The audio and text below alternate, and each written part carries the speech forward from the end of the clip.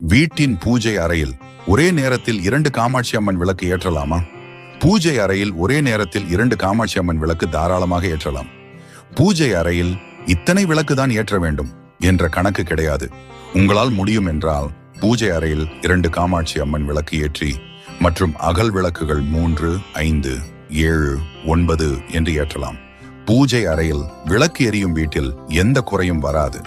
வீட்டில் நேர்மறை சக்திகள் இருக்கும், தோஷமும் குறையும்.